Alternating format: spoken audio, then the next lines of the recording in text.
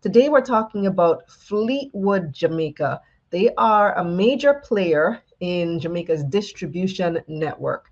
And the news this week is all about their acquisition of Starfish Oils. And so, of course, our viewers start wondering, could an IPO be next? What do they have up their sleeve? Joining us to discuss is CEO of Fleetwood Jamaica, Richard Coe. Thanks for joining us, Richard. Welcome to the show. Good evening, Kalila. Thank you for having me. And some people may know you as the vice president of the JMEA, Jamaica Yes. Manufacturers and Exporters Association. I was like, I know that name sounds familiar. Yep. And like, yeah, JMEA, that's where I know you from. Yep. We met several years ago. We haven't crossed paths recently, so hopefully we will. Right. It's been a while. So for those who don't know much about Fleetwood, give us some background on the company. Okay. So the history of Fleetwood was that it was started by two Irish brothers from Ireland. They moved to Jamaica to start a paintbrush manufacturing company in November 11th, 1971, a couple months after my birthday. And they operated the company. Birthday meaning the day you were born? Date of birth, yes, the day I was born. So yes, I've dated myself. So they owned the company until the 80s, and they moved back to Ireland in the 80s, and the company was then acquired by a gentleman by the name of Peter Clare. And Peter held on to the company until 2019, when I acquired the company from him. So Fleetwood is a company comprised of three divisions. So we have the Fleetwood Home Improvements division, which comprises of products that we manufacture, which are paintbrushes, rollers, mops, wall filler. And we also distribute home improvement products. And we have trucks that go around the island distributing those products. The second division is around manufacturing services, and we manufacture personal care products. So we manufacture products such as the well-known award-winning Zimmy hair care line. We also manufacture Top Brass, which is an Amazon bestseller.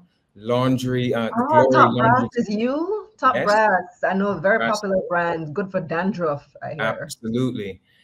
We also manufacture Glory laundry detergent, and also the Smart hand sanitizer that was very successful during the COVID era. And we also distribute a range of products for companies such as Revlon, Cream of Nature, Meal, and a host of others. I won't go through all of them, but all of them are beauty care products. And now we have a third division, and that division is Starfish Oils, which makes a variety of products, some of which are behind me. We have the No Mosquito candles, we have aroma candles, we have No Mosquito spray, massage oils, essential oils, soaps, bath salts, body scrubs. So there's a range of products that we have now added to the Fleetwood portfolio. Interesting. So because you are a distributor and manufacturer, people might not be as familiar with the name Fleetwood because you're not putting out the brand Fleetwood as a brand that you would see on the shelves, but the brands that you just listed are very familiar to many of the people watching. So tell me a bit Absolutely. about yourself. And by the way, this is, like you said, this is no new company. Over 50 years in business, which Yep. is quite a tremendous feat. So tell me about yourself, Richard. How did you get started in business? Oh gosh, my earlier years was in banking and finance. In London, I worked for some of the top financial institutions, Nationwide, NatWest, and HSBC. I was a manager of financial advisors. I would train them to give financial advice. And in 2012, I moved back to Jamaica and did a stint in finance and debt finance. And in 2016, an opportunity presented itself for me to join Fleetwood with an aim to acquire the company within 3 years. And on the third year, we executed that. So this was your first foray into business or entrepreneurship business on your own? In manufacturing. And it's so funny because because I used to train and give financial advice, those are intangible type products. And I always had a desire to work with or work for a company that made tangible products. So it was fortuitous for me to be given this opportunity to take over Fleetwood. One of our viewers wants to know if all the products that you mentioned are being manufactured in Jamaica. So the products that I've mentioned with regard to Starfish Oils, yes. So all the products you see behind me is manufactured at our 30,000 square foot facility in St. Thomas. And the others that apart from Starfish? So the Glory Laundry Detergent, so the products that I mentioned that we're distributors for, no. So the Revlon, we used to actually manufacture for Revlon, but that ended in 2019. And that created an opportunity for us to create our own brand of hair care products. And that's how Zimmy Hair Care was created. So Zimmy Hair Care, Top Brass, Glory Laundry Detergent, those are products that we manufacture at our factory. And then the Revlon Cream of Nature, meal, those are products that we import and distribute. One of my team members behind the scenes like, oh, I use the Zimmy hair mousse. So yeah. I tell you, it's so funny. There are so many people that now talk about Zimmy. It wasn't so much the case around 2019, 2020.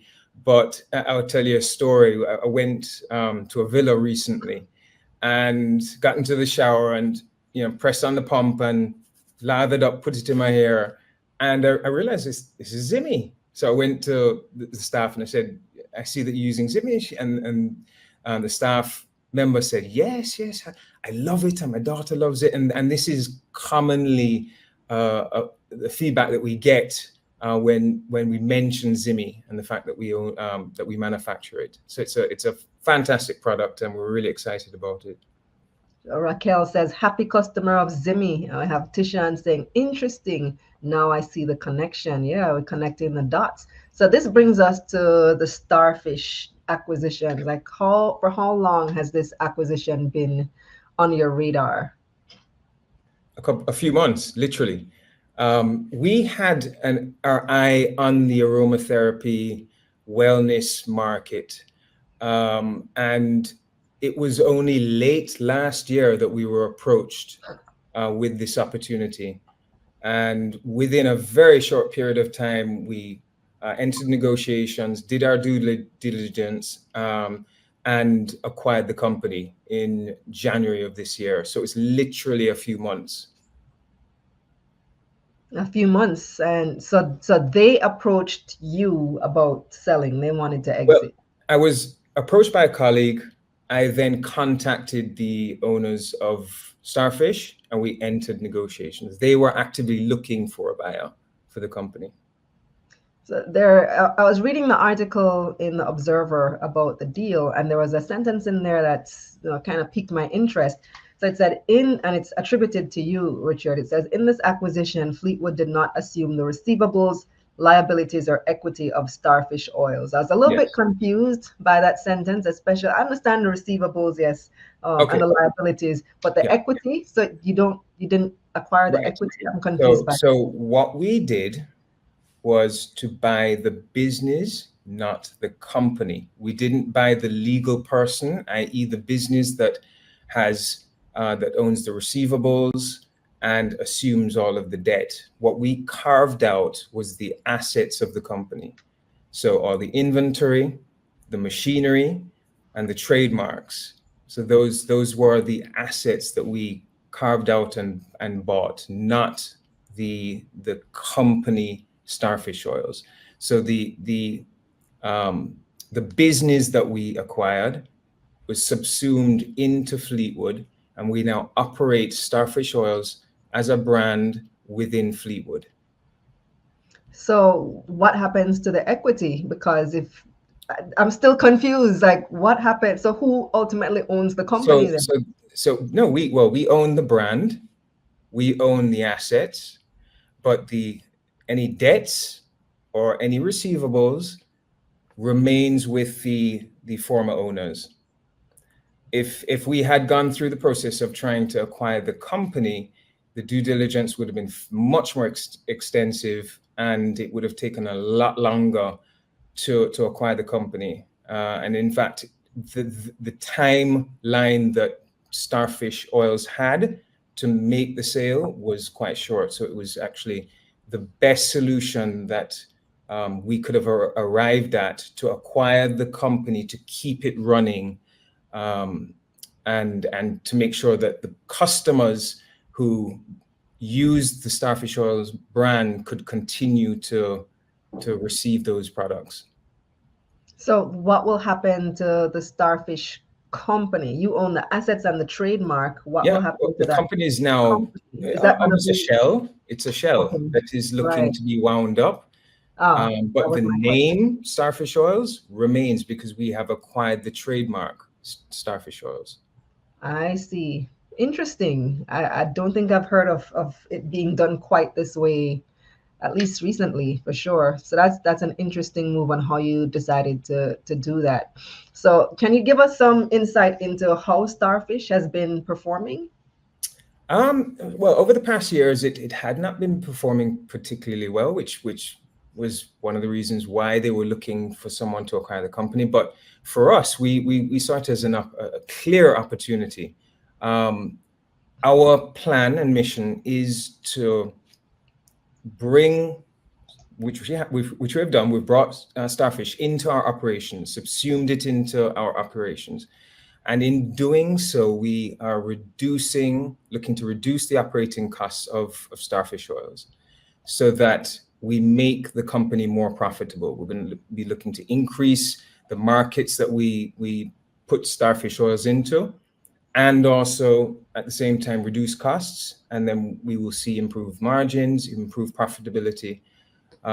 So it had done okay in 2023, but we can see significant increased profitability in the coming months and years. So you'll be moving the manufacturing to your location where you do Zimmy and those other It products? has already been done. We have Ah, we have moved all of the operations under Fleetwood. so you get economies of scale Exactly. Yes. and bring down those expenses, bring down those costs. That's exactly what we're doing. Yeah. I see. And as for Fleetwood in general, I think I saw where I have to find back the numbers. How is Fleetwood doing as a company itself? We're doing well. So during COVID, our revenues continued to grow. We remained profitable throughout the years of COVID. And in 2023, we had revenues of 716 million, and net profit was on budget at 62 million. So we have a strong financial position, and we are using surpluses to do lots of exciting things, which I guess we'll talk about in a few minutes. Well, tell me now. I'm ready. When I hear lots of exciting things being funded by surpluses, I want to know. Well, so on the Starfish Oils line, what we're looking to do is to revamp the look, give it a fresh new look. There hasn't been much invested in product development. So we want to make sure that there's a fresh new approach to the Starfish Oils offering. We're going to be expanding product offerings as well. We're focusing on penetrating new markets.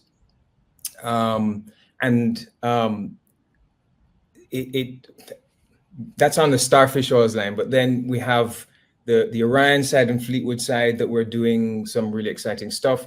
Our company is always looking to reduce our operating costs, and we've been investing in solar. So we're currently 40% green, and by May this year we'll be 80% green, or using green energy.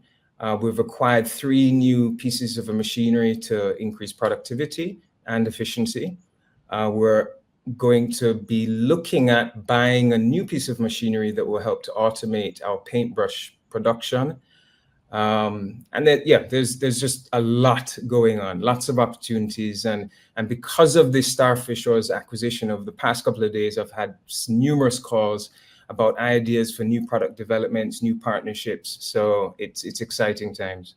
I'm sure. We have a couple of questions from the audience. Ryan wants to know. Well, Ryan says, smart move, Richard Coe, CEO of Fleetwood, buying the asset and brands. So I presume you would pay some royalty rights to the original owners? No. When we acquired the assets, part of the assets was the trademark. So we don't have to pay anyone royalties because we own that trademark. So no is the answer to that question. Ah, I see. Yeah, makes sense. Next question comes from Stronglink, who says, very creative ownership arrangement, but how is it viewed for tax purposes? No different. I mean, the acquisition of the assets, I don't think presents any significant tax liability. We haven't been guided as to it being any significant issue to us. I think the tax position will be reflected on our revenues at the end of the year. So we have a question from Instagram as well, which is, I think this is what a lot of people want to know right now, because whenever we start hearing about companies making moves and doing acquisitions and plans for growth, we start thinking IPO. So we have Rika on Instagram. Rika says, IPO? Simple question. Are there any plans for that in the mix? It's an active point of discussion. We are getting advice, lots of discussions about it, but we have not made a decision as to whether we're going to be listing or not. But it is something that we're actively discussing. Well, is it a situation where you have plans that you need funding for? Every business does, especially if it's your business that wants to achieve exponential growth.